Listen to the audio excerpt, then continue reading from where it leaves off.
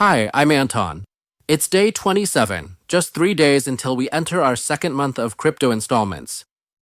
Recorded on February 6th, 2025, here I am, shopping for 50,000 rupiah, consisting of 20,000 rupiah for nasi udak, rice porridge, 20,000 rupiah for sarabi, fried rice cake, and 10,000 rupiah for ice sendal. That was my morning shopping, crypto shopping. Well, here's the record. Oh, it's still the same. Bitcoin 20,000.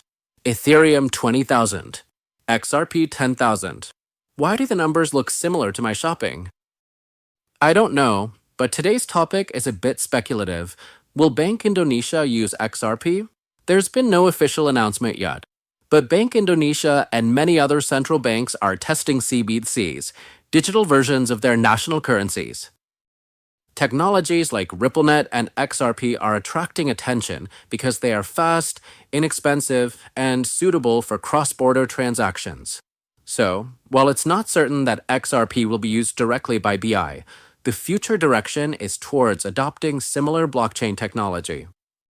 I don't buy XRP because of speculation that banks will use it, but because I see its real value and the increasing number of large institutions getting involved. Yes, it's like buying nasi udak, rice porridge, not for speculation, but because it clearly satisfies hunger. See you on day 28. We'll close out the week with Bitcoin again.